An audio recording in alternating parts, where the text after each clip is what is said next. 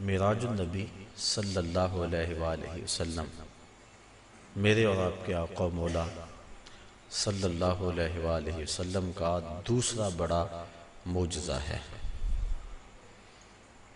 اللہ تعالیٰ نے اپنے محبوب کو ان بلندیوں تک بلایا جہاں کسی کا پہنچنا تو بڑی دور کی بات ہے، کسی کا خیال اور وہم بھی نہیں پہنچ سکتا۔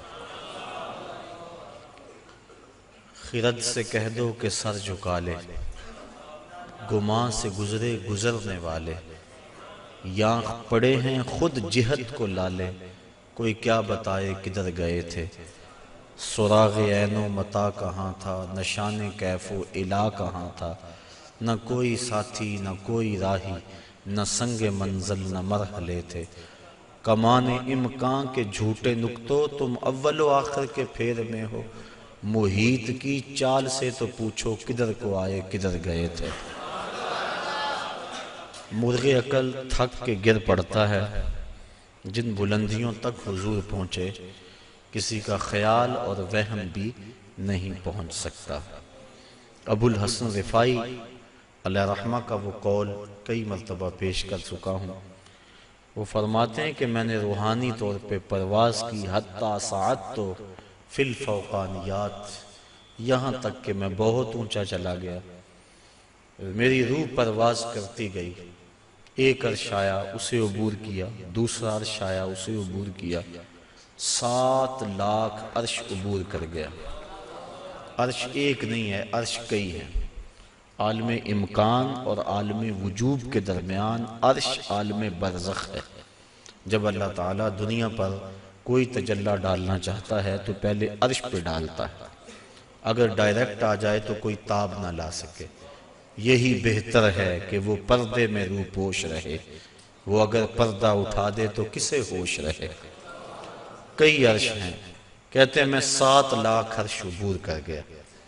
پھر آواز آئی ابو الحسن رفاعی کدھر آ رہے ہو؟ کتاب کا نام ہے النبراس، علامہ عبدالعزیز فرہاروی رحمۃ اللہ تعالی علیہ کی یہ مصنفہ ہے، جو علامہ سعد الدین تفتازانی رحمۃ اللہ تعالی علیہ کی علم کلام پر مشتمل کتاب شرح عقائد نسبیہ کی تشریح ہے، اور یہ وہ کتاب ہے جو تمام مکاتیب فکر کے مدارس میں سبقاً پڑھائی جاتی ہے۔ تو حضرت علامہ عبدالعزیز فرہاروی نے اس واقعہ کو لکھا، اور اس میں کسی فرقے اور گروہ کا اختلاف بھی نہیں ہے کہ روح پرواز کر سکتی ہے۔ کہتے ہیں میں 7 لاکھ عرش عبور کر گیا۔ پھر آواز آئی ابو الحسن رفاعی کدھر آ رہے ہو؟ تو میں نے عرض کی مالک معراج کی رات جس عرش پہ محبوب کے قدم آئے تھے، میں تو اس عرش کی تلاش میں نکلا ہوں، نہ سفر بشرط معال ہے، نہ طلب بقید سوال ہے، فقط ایک سیری ذوق کو میں بھٹک رہا ہوں کہاں کہاں، میرے دل کی یہ خلوتیں کئی بار سج کے اجڑ گئیں، مجھے بارہا یہ گماں ہوا تم آ رہے ہو کشاں کشاں۔ کہا میں تو اس عرش کی تلاش میں ہوں۔ پھر آواز آئی ارجع لا وصول لکا، ابو الحسن رفاعی پلٹ جاؤ، تم کروڑوں سال بھی پرواز کرو لیکن جس عرش کی چھاتی پہ میرے محبوب کے قدم آئے ہیں وہاں تمہارا خیال بھی نہیں پہنچ سکتا۔ کوئی حد ہے ان کے عروج کی، بلغ العلاب کمال، جن بلندیوں تک وہ پہنچے کسی کا تصور بھی نہیں پہنچ سکتا۔ بشر بھی پیچھے رہ گئے، نوری بھی پیچھے۔ نوریوں کا امام سدرہ پہ ہاتھ جوڑ رہا ہے، لو دنو تو انملتن لہ ترکتو، اگر میں ایک پورے کے برابر بھی آگے جاؤں تو میرے پر جلتے ہیں۔ کوئی فلک تیرے یار گیا، کوئی جا سدرہ تے ہار گیا، ایک کالیاں زلفاں والا سی جڑا عرش تو بھی لنگ پار گیا۔ وہاں تک پہنچے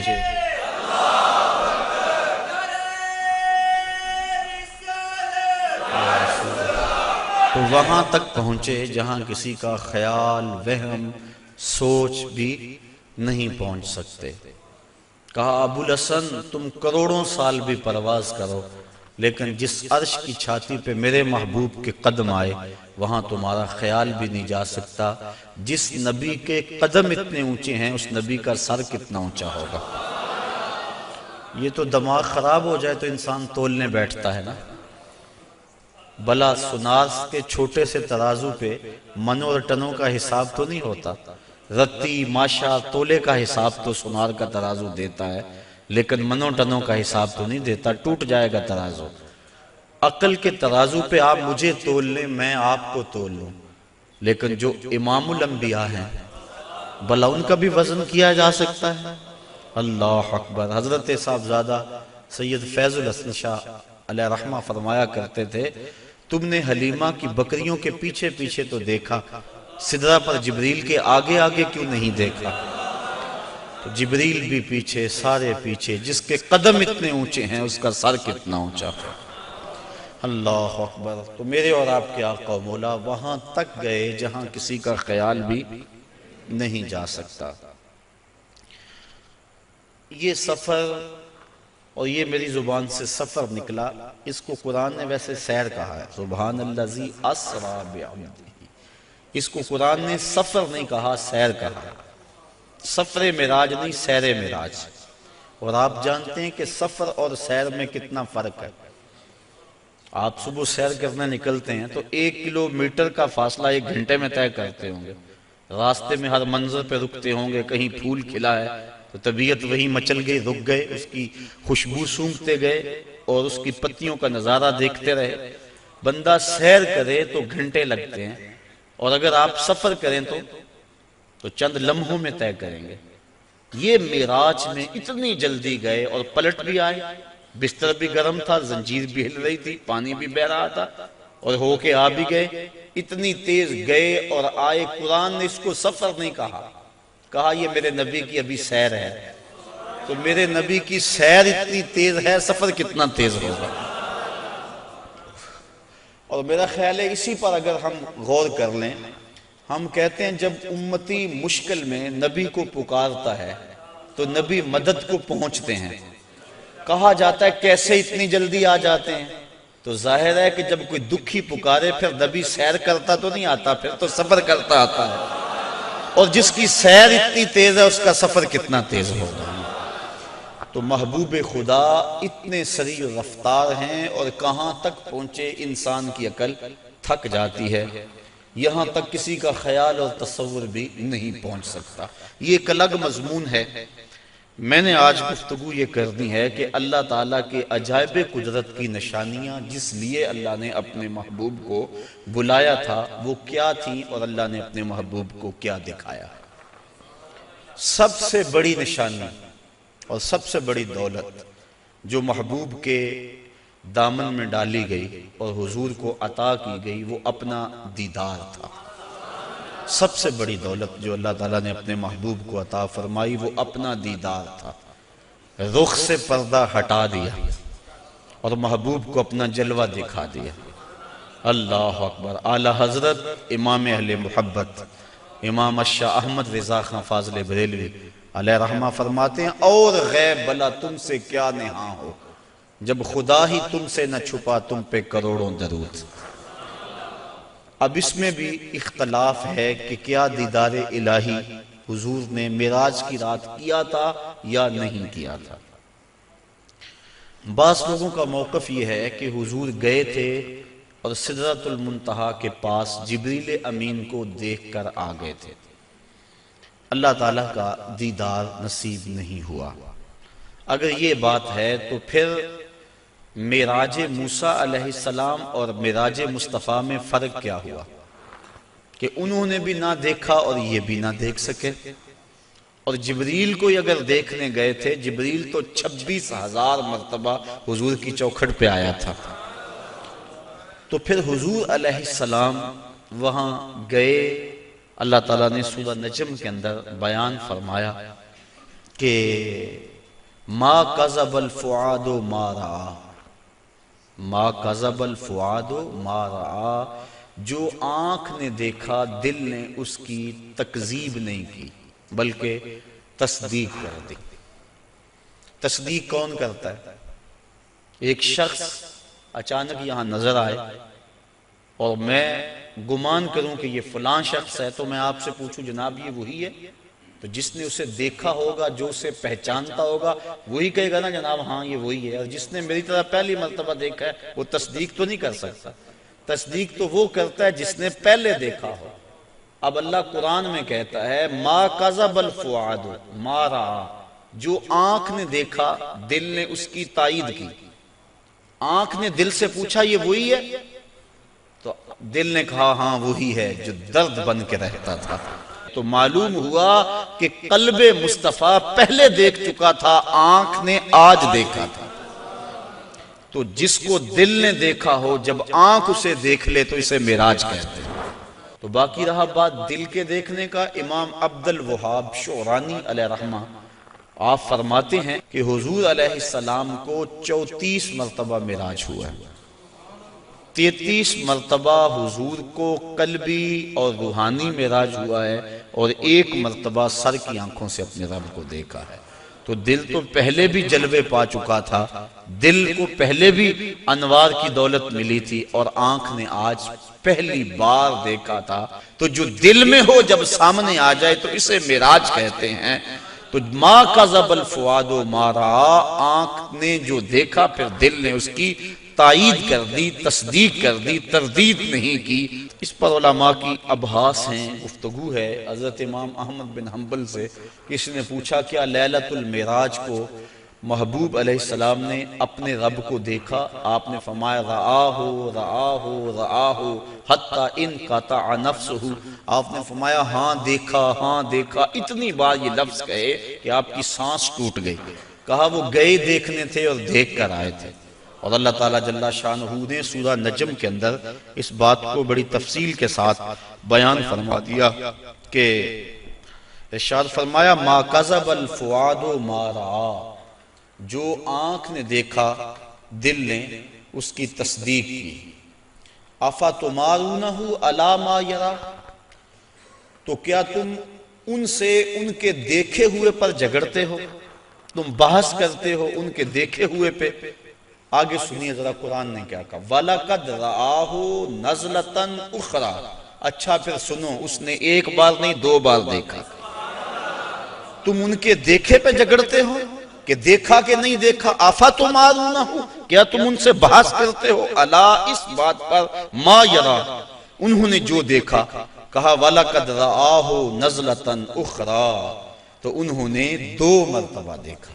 اللہ اکبر۔ اور پھر آگے چل کے ارشاد فرمایا ما زاغ البصر وما طغى، اور ایسا دیکھا کہ آنکھ بھی نہیں جھپکی، آنکھ بھی نہیں جھپکی، نہ آنکھ جھپکی نہ حد سے بڑی۔ جب بندہ سورج کو دیکھتا ہے تو نظر چندھیا جاتی ہے اور دیکھ نہیں پاتا۔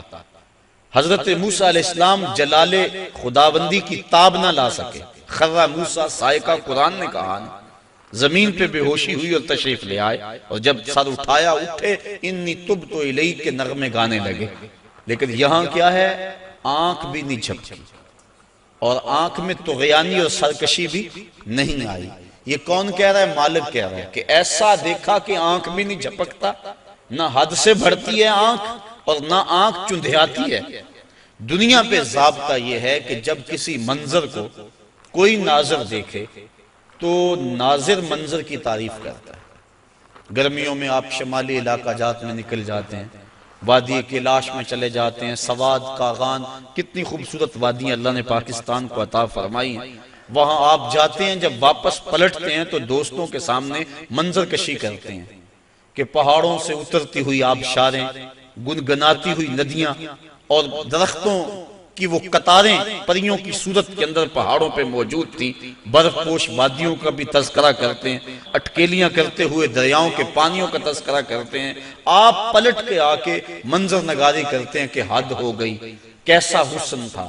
علامہ اقبال علیہ رحمہ جب ان علاقوں میں گئے، کشمیر کے علاقوں میں، تو انہوں نے آ کر کہا من خدا را آنجا دیدم بے حجاب، لوگوں میں اس کو وہاں بے حجاب دیکھ کر آیا۔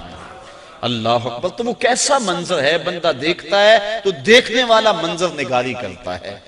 لیکن دنیا کا ضابطہ یہاں یہی رہا ہے کہ ناظر منظر کی تعریف کرتا ہے، واہ واہ کیسا منظر تھا، نظر کہتی ہے واہ واہ کیسا منظر تھا۔ لیکن پہلی مرتبہ ایسا ہوا جب نگاہ مصطفیٰ نے جمال خدا کو دیکھا تو منظر پکار اٹھا، ما زاغ البصر وما طغی، واہ واہ کیسی آنکھ ہے، نہ بھٹکتی ہے نہ بہکتی ہے۔ اللہ اکبر۔ تو منظر نے پہلی مرتبہ نظر کی تعریف فرمائی، تو ایسا دیکھا کہ ایسا کسی نے نہیں دیکھا ہوگا جیسا مصطفیٰ نے دیکھا۔ اللہ تعالیٰ نے اپنے محبوب علیہ السلام کو فرمایا، یا محمد انت و انا و ما سوا ذالک خلقت لاجلک، محبوب ایک تو ہے ایک میں ہوں، اور اس کے علاوہ جو کچھ ہے میں نے تیرے لیے پیدا کیا۔ تو حضور علیہ السلام نے جواباً عرض کی، اللہم انت و انا و ما سوا ذالک ترکتہ لاجلک، مالک ایک تو ہے ایک میں ہوں، اور اس کے علاوہ جو کچھ تو نے میرے لیے پیدا کیا سب کچھ تیرے لیے چھوڑ آیا ہوں۔ اللہ تعالیٰ نے اپنے محبوب کو بہت کچھ دیا، جھولیاں بھر دی، ہماری عقلیں احاطہ نہیں کر سکتی۔ امام حقی لکھتے ہیں 70,000 اسرار تھے، 70,000 رموز اور 70,000 حکایتیں، بہت کچھ عطا کرنے کے بعد فرمایا، محبوب یہ تو میں نے تجھے اپنی مرضی سے دیا، اب تو بتا تیری چاہت کیا ہے۔ بیما اشرفک یا احمد صلی اللہ علیہ وسلم، اس کو امام غازی نے بھی لکھا، ملا جیون تفسیرات احمدیہ میں لکھتے ہیں، باقی لوگوں نے بھی اس کو لکھا، کہا بیما اشرفک یا احمد، اے محبوب بتا تجھے کیا عطا کروں، تیری اپنی چاہت اور ڈیمانڈ کیا ہے۔ اب ایک منٹ کے لیے میں آپ کو اختیار دے دوں، مجھے اختیار دیا جائے کہ مانگو کیا مانگنا ہے، تو ہمارے سوال سے ہماری ذہنی اپروچ کی خبر ہو جائے گی، کس کی سوچ کتنی بلند ہے، کیا مانگتا ہے۔ کسی کے سوال سے اس کے اندر کی کیفیت سمجھ میں آ جاتی ہے، کسی کی عظمت کا اندازہ کرنا ہو تو اس کے سوال سے اندازہ کیا جا سکتا ہے۔ اب اللہ نے اپنے محبوب کو اختیار دیا کہ محبوب مانگ کیا مانگتا ہے۔ اب دیکھیے حضور کا انتخاب کہ حضور نے کیا مانگا۔ جب کہا بیما اشرفک، تجھے کس چیز سے نوازوں، تو عرض کی بنسبتی الیک شرفنی بالعبودیہ، اے اللہ ساری زندگی میں نے کہا کہ تو میرا رب ہے، سجدوں میں، قیام میں، رکوع میں، بدر کی وادی میں پتھر کھانے کھائے، اور میں نے کہا کہ تو میرا رب ہے، مطاف میں، حتیم میں، کعبۃ اللہ میں، سین حرم میں، ہر جگہ میں نے کہا کہ تو میرا رب ہے۔ آج تو بھی تو کہہ دے کہ تو میرا بندہ ہے، بنسبتی الیک شرفنی بالعبودیہ، آج تو مجھے بندہ کہہ کے پکار دے۔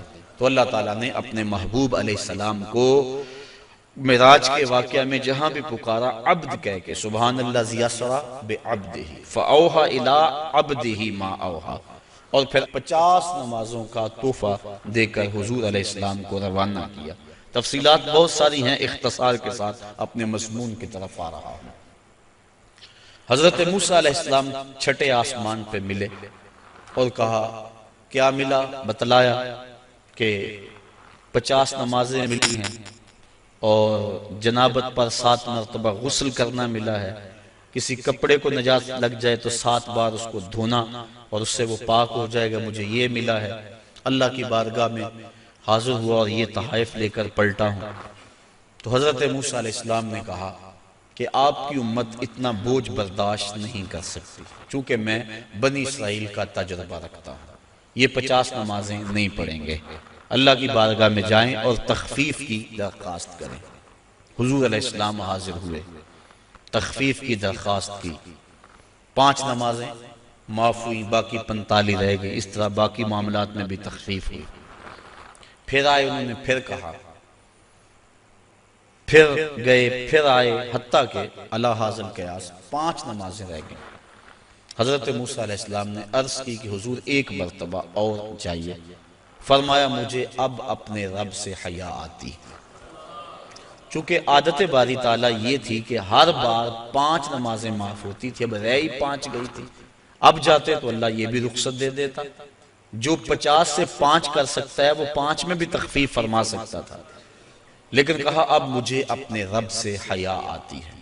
اب اس پر 2-3 باتیں، ایک یہ کہ اللہ کے علم میں بلا نہیں تھا کہ بالآخر 5 نمازیں رہ جانی، پتا تھا نا اللہ کو بالآخر 5 رہ جانی ہے، تو اللہ دیتا ہی 5، پہلے 50 دی، پھر گئے، پھر 5 معاف کی، پھر گئے، حتیٰ کہ 9 مرتبہ جانا ہوا اور پھر 5 رہ گئی۔ اللہ تعالیٰ کا علم بڑا وسیع ہے اور اللہ تعالیٰ کا علم قدیم ہے اور حادث نہیں، تو اس کو پتا تھا کہ بالآخر 5 نمازیں رہ جانی ہیں، وہ عطا ہی 5 کرتا، لیکن اگر وہ 5 دیتا لوگوں کو عظمت مصطفیٰ کا علم کیسے ہوتا؟ اللہ کے ہاں جو محبوب علیہ السلام کی محبوبیت ہے اس کا پتہ کیسے چلتا؟ اور دوسری بات، لا تبدیل لکلمات اللہ، اللہ کی باتیں تبدیل، اور یہاں بظاہر 9 مرتبہ تبدیلی آئی ہے۔ کتنی مرتبہ؟ تو اللہ تو فرماتے ہیں میری باتیں تبدیل نہیں ہوتی، یہاں 9 مرتبہ تبدیلی آئی، تو اللہ تعالیٰ نے دوسرا ضابطہ دے دیا، من جاء بالحسنۃ فلہ عشر امثالھا، جو ایک نیکی کرے 10 کا ثواب دوں گا۔ اللہ کی باتیں نہیں بدلتی، تم 5 پڑھو گے ثواب میں 50 کا ہی عطا فرماؤں گا۔ تو یہ جو معراج ہے اس کا جو اہم ترین تحفہ امت کے لیے حضور لے کر آئے وہ نماز کی صورت میں تھا، اور ارشاد فرمایا حبب الی من دنیاکم ثلاث الطیب والنساء وجعلت قرۃ عینی فی الصلاۃ، مجھے تمہاری دنیا سے صرف 3 چیزیں پسند ہیں، خوشبو، منکوحہ عورتیں، اور میری آنکھوں کی ٹھنڈک نماز میں رکھی گئی۔ اور یہ بھی فرمایا الصلاۃ معراج المؤمنین، نماز مومنوں کا معراج ہے۔ اللہ اکبر۔ اور یہ بھی ارشاد فرمایا جس نے نماز قائم کی اس نے دین کو قائم کیا، جس نے نماز گرا دی اس نے دین گرا دیا۔ اور صحابہ فرماتے ہیں ہم مومن اور کافر کے درمیان فرق نماز سے کرتے تھے، جو نماز پڑھتا ہم سمجھتے مومن ہے تبھی تو پڑھتا، اور جو نماز نہ پڑھتا ہم سمجھتے کافر ہے تبھی نہیں پڑھتا۔ اور کل قیامت کے دن اللہ تعالیٰ سب کو ارشاد فرمائے گا کہ مجھے سجدہ کرو، آج کوئی کرتا ہے یا نہیں کرتا، کل تو چاہے گا، لیکن جو نماز نہیں پڑھتا ہوگا باوجود آرزو رکھنے کے اس کی کمر اکڑ جائے گی اور وہ اللہ کو سجدہ نہیں کر سکے گا۔ اور پھر جس صف میں دشمنان خدا کھڑے ہوں گے، فرعون، حامان، ابی بن خلف، بے نمازی کو صف میں کھڑا کر دیا جائے گا۔ ہم میں سے کیا کوئی گوارا کرتا ہے کہ فرعون کے کندھے سے کندھا جوڑ کے کھڑا ہو جائے، اور اس صف پر لعنتیں برس رہی ہوں گی جس صف میں یہ لوگ کھڑے ہوں گے؟ تو اگر ہم اس کو گوارا نہیں کرتے، اور کبھی بھی ایک مومن گوارا نہیں کرتا کہ دشمنان خدا کے ساتھ کھڑا ہو، تو پھر اگر ہم نماز نہیں پڑھتے تو ہمیں توبہ کر کے پچھلی بھی نمازیں پڑھنی چاہیے، قضا کرنی چاہیے، اور آئندہ ہمیں قصد کر لینا چاہیے کہ آج کے بعد نماز نہیں چھوڑیں گے۔ حضرت ابو ذر غفاری رضی اللہ تعالی عنہ کے ساتھ حضرت عثمان رضی اللہ تعالی عنہ تھے۔ ایک تو حضرت عثمان بن عفان ہیں، یہ اور صحابی ہیں۔ کہتے ہیں کہ ہم اکٹھے جا رہے تھے، راستے کے اندر ایک درخت آیا جس کی ایک شاخ لٹک رہی تھی جس کے اوپر زرد پتے تھے۔ حضرت ابو ذر نے ان کو پکڑ کے شاخ کو زور سے جنبش دی، جتنے بھی پتے تھے زرد وہ گر گئے اور شاخ اریاں ہو گئی۔ میں اس منظر کو دیکھ کے محظوظ ہوتا رہا۔ پھر حضرت ابو ذر غفاری میری جانب متوجہ ہوئے اور کہنے لگے اے عثمان، تو نے پوچھا نہیں کہ میں نے اس شاخ کو یوں پکڑ کے جھٹکا کیوں دیا ہے؟ تو کہتے ہیں میں نے کہا اچھا پھر آپ بتا دیں کہ آپ نے شاخ کو جھٹکا کیوں دیا ہے۔ کہا ایک دن میں حضور کے ساتھ جا رہا تھا، راستے میں ایسا ہی ایک درخت آیا اور اس کی شاخ تھی جس پہ زرد پتے تھے، آقا کریم نے اس کو پکڑ کے جنبش دی، پتے یوں ہی جھڑ گئے۔ میں اس منظر کو دیکھ رہا تھا، آقا کریم نے میری طرف دیکھ کر کہا ابو ذر تو نے پوچھا نہیں میں نے شاخ کو جنبش کیوں دی ہے؟ تو میں نے یوں عرض کی حضور آپ بتا دیں کہ آپ نے کیوں جنبش دی؟ تو کہا اے ابو ذر جس طرح میں نے شاخ کو جنبش دی اور سارے پتے جھڑ گئے، اس طرح جب کوئی بندہ نماز کے لیے کھڑا ہو جاتا ہے سارے گناہ جھڑ جاتے ہیں۔ آقا کریم علیہ السلام نے معراج کی رات جو خاص چیزیں دیکھیں اور امت کو بیان فرمائیں، لِنُرِيَهُ مِنْ آیاتنا، اور معراج کا مقصد تھا محبوب کو بہت کچھ دکھلانا، سب سے بڑی دولت اپنا دیدار اور بہت کچھ، جنت دوزخ کا جو ہے حضور نے مشاہدہ کیا۔ تو حضور نے کچھ لوگوں کو دیکھا کہ ان کے سر پتھر کے ساتھ کچلے جا رہے تھے، اور پھر اس کے بعد پھر وہ ٹھیک ہو جاتے، پھر دوبارہ ان کو کچلا جاتا۔ تو جبریل امین سے حضور علیہ السلام نے پوچھا کہ یہ کون لوگ ہیں اور ان کے سر کیوں کچلے جا رہے ہیں؟ تو جناب جبریل امین نے عرض کی کہ حضور یہ وہ لوگ ہیں کہ جن کے سر نماز کی وجہ سے بوجھل رہا کرتے تھے، اور آج ان کو یہ سزا دی جا رہی ہے۔ تو نماز سے سروں کا بوجھل رہنا یہ اس قدر کبھی امر ہے کہ قیامت کے دن اس کی سخت سزا ہوگی۔ آپ نے علماء سے سینکڑوں بار یہ سنا، اول ما یحاسب بہ العبد یوم القیامہ الصلاۃ، قیامت کے دن بندے سے سب سے پہلا سوال نماز کا کیا جائے گا، اور اگر پہلا سوال کا جواب بھی نہ آیا اگلی باتیں تو بعد میں ہیں، اس لیے ہمیں قصد کرنا چاہیے کہ آج کے بعد نماز نہیں چھوڑیں گے۔ حضور علیہ السلام نے معراج کی رات ایک شخص کو دیکھا، لکڑیوں کا ایک بہت بڑا گٹھا تھا جس کو اٹھانے کی کوشش کرتا تھا، لیکن اس سے وہ اٹھایا نہیں جاتا تھا، بھاری تھا، اس کی طاقت سے زیادہ تھا، لیکن اس کے باوجود وہ دائیں بائیں سے لکڑیاں اس کے اندر شامل کرتا تھا۔ پوچھا کہ یہ کون شخص ہے؟ اس کا جو گٹھا ہے لکڑیوں کا وہ پہلے بڑا بھاری ہے، اور مزید وہ لکڑیاں دائیں بائیں سے لے کر اس کے اندر شامل کر کے اس کو مزید وزنی کرتا چلا جا رہا ہے۔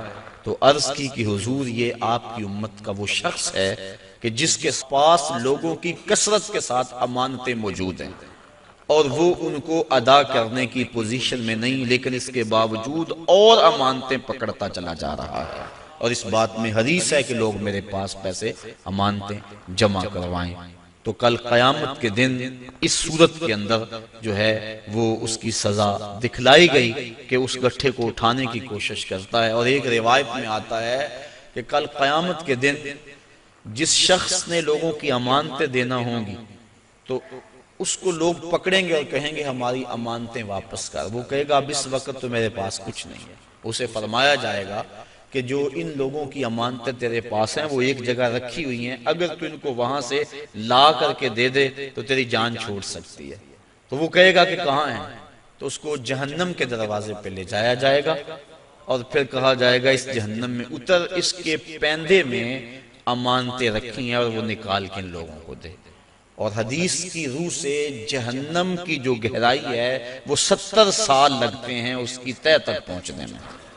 آقا کریم تشریف فرما تھے کہ ایک دھماکے کی آواز آئی، پوچھا صحابہ اس آواز کو سنا؟ عرض کی ہاں۔ فرمایا کہ یہ آواز کیسی ہے؟ اللہ و رسولہ عالم۔ عرض کی اللہ اس کا رسول جانتا ہے۔ فرمایا 70 سال قبل جہنم میں ایک پتھر پھینکا تھا، اب وہ پیندے پہ گرا ہے، یہ اس کے گرنے کی آواز ہے۔ تو 70 سال جاتے ہوئے لگتے ہیں اور 70 سال آتے ہوئے لگتے ہیں۔ بعض لوگ کہہ دیتے ہیں یار اگر جہنم میں گئے بھی تو ایک جھٹکا لگے گا، اگر ایک جھٹکا بھی لگا تو 140 سال لگ جائیں گے۔ فما اصبرہم علی النار، لوگوں کا آگ پر کتنا بڑا حوصلہ ہے کہ وہ ایسی باتیں کر جاتے ہیں۔ اب اس کو 70 سال جہنم کے پیندے تک اترنے میں لگیں گے، وہاں واقعی امانتیں جو لوگوں کی اس نے پکڑی ہوئی ہوں گی وہ موجود ہوں گی، ان کو پکڑ کے پھر 70 سال تک اوپر آئے گا، اور جب وہ کنارے پہ آ کے باہر نکلنے لگے گا پھر پاؤں پھسل جائے گا، اور پھر 70 سال تک لڑکتا ہوا نیچے چلا جائے گا، پھر 70 سال بعد آئے گا، اور جب اس کی دیوار کے آخر تک پہنچے گا لیکن پھر اس کا پاؤں پھسل جائے گا۔ لوگوں کی امانتیں ہڑپ کرنے والے کو قیامت کے دن یہ سزا دی جائے گی۔ میں اور آپ اتنا بوجھ اٹھائیں جتنا ہم اٹھا سکتے ہیں، اور ہمیں دیکھیں کہ ہم ہمارے ذمے جو ہے وہ کسی کا غصب کیا ہوا، کسی سے رشوت میں لیا ہوا، اور کسی کی مجبوری سے فائدہ حاصل کر کے اس سے مال لیا ہوا، اور دیوار رکھتے ہوئے ہم سائے کے 2 انچ دبائے ہوئے ہم سب کچھ دیکھ سکتے ہیں اور اپنے مستقبل کی منصوبہ بندی کر سکتے ہیں۔ حضور علیہ السلام آگے گئے تو آقا کریم نے دیکھا کہ کچھ عورتیں ہیں کہ جو چھاتیوں کے بل لٹکائی گئی۔ فرمایا کہ یہ کون سی خواتین ہیں؟ تو عرض کی کہ حضور آپ کی امت کی یہ وہ عورتیں ہیں جو زنا کیا کرتی تھیں، اور آج ان کو یہ سزا دی جا رہی ہے۔ اس سے آگے بڑھے تو دیکھا کہ کچھ لوگوں کے سامنے خوشبودار اور چھوٹے چھوٹے ٹکڑے گوشت کے پڑے ہوئے ہیں، لیکن وہ اس کو نہیں کھا رہے۔ آگے بدبودار اور متعفن کھانا پڑا ہوا ہے، گوشت پڑا ہوا ہے، وہ اس کو کھا رہے ہیں۔ پوچھا کہ یہ کون لوگ ہیں؟ تو جبریل نے عرض کی کہ آپ کی امت کے یہ وہ لوگ ہیں کہ جن کو حلال بیویاں میسر تھی لیکن اس کے باوجود وہ بازاری عورتوں سے اپنا منہ کالا کیا کرتے تھے، تو کل قیامت کے دن ان کو سخت سزا دی جائے گی۔ آگے بڑھے تو حضور علیہ السلام نے دیکھا کہ کچھ لوگ ہیں کہ جن کے پیٹ بہت بڑے ہیں اور ان کے اندر سانپ ہیں، تو وہ کھڑے ہوتے ہیں لیکن پیٹ کا بہت بڑا ہونا ان کو کھڑا نہیں ہونے دیتا، پھر گر جاتے ہیں۔ پوچھا کہ یہ کون لوگ ہیں؟ تو بتلایا گیا کہ یہ وہ لوگ ہیں جو سود کھایا کرتے تھے۔ سود کی حرمت قرآن مجید میں بڑی وضاحت کے ساتھ آئی اور فرمایا سود لینے والا، حضور نے ارشاد فرمایا سود دینے والا، سود کی رقم پہ گواہ بننے والا اور سود کی رقم کے معاملے کو لکھنے والا گناہ میں برابر کے شریک ہے۔ تو اس لیے ہمیں ان چیزوں سے بچنا چاہیے۔ ایک حدیث میں آیا، آقا کریم نے ارشاد فرمایا، حضرت علی المرتضیٰ سے روایت ہے، فرمایا 7 اشخاص ایسے ہیں جب تم انہیں قبر میں دفن کر کے آتے ہو تو ان کے رخ قبلے سے پھیر دیے جاتے ہیں، اور ساتھ فرمایا فَاذْهَبُوا وَانْبُشُوا قُبُورَهُمْ فَإِن لَّمْ تَجِدُوا هَٰكَذَا مَا قُلْتُ لَكُمْ فَهُوَ باطل۔ کہا جاؤ جا کے قبریں اکھیڑ کے دیکھ لو، اگر ایسا نہ پاؤ جیسا میں کہہ رہا ہوں تو آ کے کہہ دینا کہ غلط کہا تھا۔ عرض کی قیلا من ہم یا رسول اللہ صلی اللہ علیہ وسلم، عرض کی حضور یہ کون لوگ ہیں کہ جن کے رخ قبر میں قبلے سے پھیر دیے جاتے ہیں؟ تو حضور نے ارشاد فرمایا شارب الخمر و بائع البش و شاہد الزور و آکلۃ الربا والنائحۃ والمحتقر و تارک الجماع۔ 7 اشخاص گنوائے۔ پہلا شارب الخمر، شراب پینے والا۔ ایک روایت کے لفظ ہیں کہ شراب اپنے لیے بنانے والا، کسی اور کے لیے بنانے والا، شراب پینے والا، شراب پلانے والا، شراب بیچنے والا، شراب خریدنے والا، اور جس کے لیے شراب خریدی ہے، شراب کو ڈھونے والا، دوسری جگہ منتقل کرنے والا، ہمارا سب پر اللہ کے رسول نے لعنت بھیجی۔ تو یہ ایسا برا فعل ہے۔ ایک روایت کے لفظ میں نے پڑھے کہ شارب الخمر کعابد الوثن، شراب پینے والا بت پوجنے والے کی طرح۔ ہمارے معاشرے میں شراب نوشی سرایت کر گئی ہے، اور اب تو بعض طبقوں کے اندر یہ برا بھی نہیں سمجھا جاتا، جبکہ حلال سمجھ کے پینا تو کفر ہے، اور اس کو حرام سمجھتے ہوئے اس کی حرمت کے قائل ہونے کے باوجود پینا یہ گناہ کبیرہ ہے، اور منع فرمایا گیا سختی کے ساتھ۔ ارشاد فرمایا ایک تو ویسے بھی شرابی جب مرتا ہے اسے مرتے ہوئے کلمہ نصیب نہیں ہوتا، اور دوسرا یہ روایت جو میں نے آپ کے سامنے رکھی کہ اس کا قبلے سے رخ پھیر دیا جائے گا۔ اور اب یہ بھی میڈیا پہ بیٹھ کے ہمارے روشن خیال حکمرانوں کی ایما پر لوگ کہہ رہے ہیں کہ صرف خمر حرام ہے، باقی جو چیزوں سے کشید کی گئی چیزیں ہیں وہ حرام نہیں ہے، جبکہ میرے اور آپ کے آقا و مولا صلی اللہ علیہ وآلہ وسلم نے واضح طور پہ فرمایا ہر وہ چیز جو نشہ لاتی ہے وہ شراب ہے، اور ہر شراب خمر حرام ہے۔ تو وہ نشہ چاہے کوئی بھی چیز لانے والی ہو اس کو شریعت نے واضح طور پہ حرام کر دیا۔ یہ دوسرا بائع البش، جن کے رخ جو ہیں وہ قبلے سے پھیر دیے جائیں گے، تو فرمایا ان میں سے بردہ فروشی کرنے والا، انسانوں کی خرید و فروخت کرنے والا۔ اب دنیا پہ یہ اس انداز سے غلامی کا انداز تو نہیں ہے، لیکن اعضائے انسانیہ کو اب بھی لوگ فروخت کر رہے ہیں۔ آپ روزانہ اخبارات میں پڑھتے ہیں کہ گردہ فروشی کا کاروبار اور مختلف اعضائے بدنیہ کا کاروبار۔ تو یہ دوسرے وہ شخص جو انسان یا انسان کے کسی عضو کا کاروبار کرتے ہیں، کل جب وہ مریں گے تو ان کا رخ قبلے سے پھیر دیا جائے گا۔ تیسرا ارشاد فرمایا وَشَاهِدُ الزُّورِ، اور جھوٹی گواہی دینے والا۔ بلکہ ایک روایت میں آقا کریم نے فرمایا میں تمہیں بڑے بڑے گناہوں کی خبر نہ دے دوں، الا انبئکم بأکبر الکبائر، بڑے بڑے گناہوں کی خبر نہ دے دوں؟ صحابہ نے عرض کی ہاں حضور آپ ارشاد فرمائیں۔ فرمایا الاشراک باللہ، وعقوق الوالدین الا وقول الزور، اور ایک فرمایا وشہادت الزور. یہ مختلف اقوال ہیں احادیث میں، مختلف احادیث میں. تو شہادت الزور، جھوٹی گواہی کو حضور علیہ السلام نے جو ہے وہ اکبر الکبائر میں شمار کیا. اور چوتھا فرمایا سود کھانے والے، سود لینا، سود دینا، سود لکھنا، اس کی رقم پر گواہ بننا، ان وزر میں فرمایا چاروں برابر ہیں. اور ایک روایت ہے صحاح کی، ارشاد فرمایا کہ سود کے گناہ کے 70 درجے ہیں اور کم سے کم درجہ اپنی ماں سے زنا کرنا ہے. اب میں اور آپ دیکھیں اور اپنی زندگی کی راہ کو درست کریں. آگے فرمایا وَالنَّائِحَاتُ، نوحہ کرنے والی عورتیں جب قبر میں جائیں گی تو ان کا رخ پھیر دیا جائے گا. جب کوئی شخص فوت ہو جاتا ہے تو صبر کا حکم ہے. آنکھوں کا غم اور دل کا غم رحمان کی طرف سے ہے، ہاتھوں کا اور زبان کا غم شیطان کی طرف سے ہے. فرمایا لیس منا من ضرب الخدود وشق الجیوب ودعا بدعوی الجاہلیہ، جس نے گریبان نوچے، اپنے منہ پہ تھپڑ مارے اور جہلوں جیسی باتیں کی. فرمایا ہمارے سے اس کا کوئی تعلق نہیں ہے. تو دل غم زدہ ہو، آنکھوں سے روئیں، اس شریعت نے منع نہیں کیا.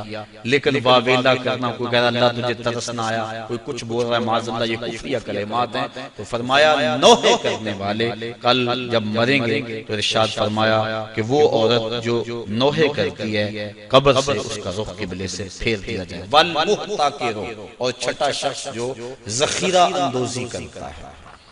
ذخیرہ اندوزی انسان کا کھانے پینے کا سامان ہے، غلہ، اور جانوروں کا جو چارہ ہے، اس میں ذخیرہ اندوزی شریعت نے منع فرمائی ہے. باقی جو معاملات ہیں کاروبار آپ کے، ان میں اگر کر لیں تو وہ منع نہیں. اور اس میں حضور نے ارشاد فرمایا جس نے 40 دن تک ذخیرہ اندوزی کی، اللہ تعالیٰ اسے 40,000 سال جہنم کی آگ میں جلائے گا. آخر فرمایا وَتَارِكُ الْجَمَاعَةِ، اور جو جماعت کو چھوڑنے والا ہے. نماز تو پڑھتا ہے لیکن جماعت سے نہیں پڑھتا. حضرت محمد بن سماعہ ایک بزرگ ہیں، امام محمد بن حسن الشیبانی کے شاگرد، اور امام محمد بن حسن الشیبانی امام اعظم کے شاگرد. محمد بن سماعہ کہتے ہیں 103 سال عمر پائی. کہتے ہیں 40 سال بیت گئے، جماعت کیا میری تکبیر اولیٰ بھی قضا نہ ہوئی.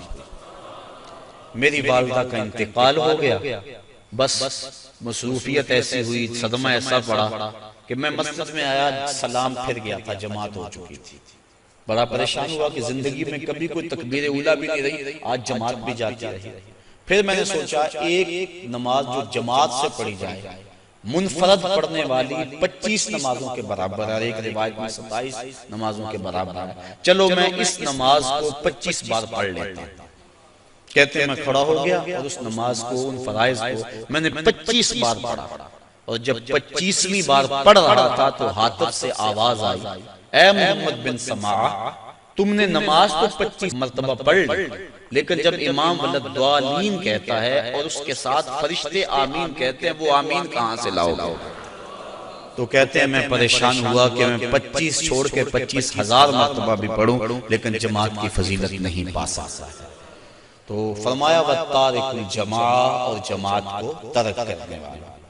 حضور علیہ السلام نے ارشاد فرمایا کہ پھر میں آگے بڑھا تو میں نے کچھ لوگوں کو دیکھا کہ ان کی زبانیں لوہے کی کینچیوں سے کاٹی جا رہی تھی.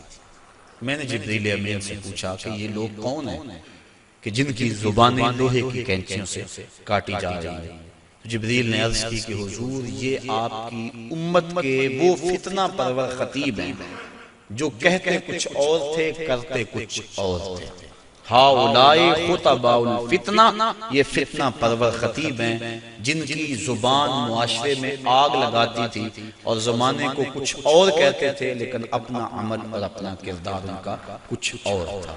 اس لیے منبر و محراب کے جو وارث ہیں ان کو ایک ایک لفظ جو ہے وہ تول کے بولنا چاہیے، اور اس پر پہلے عمل ہو تو لفظ لوگوں کے دلوں میں اترتے ہیں. تقریر سادہ ہو یا مختصر ہو اس سے کوئی غرض نہیں ہے، لیکن اگر انسان کی گفتگو کے پیچھے اس کے اپنے عمل کی قوت نہیں ہوگی تو چاہے اس کی تقریر سے لوگ لوٹ پوٹ ہو جائیں اور سارا دن دھوم مچی رہ کے حد ہو گئی، لیکن اس کے اثرات روح تک نہیں پہنچیں گے، وہ دماغ تک ہی ٹھہر جائے گی، دل تک نہیں پہنچ پائے گی۔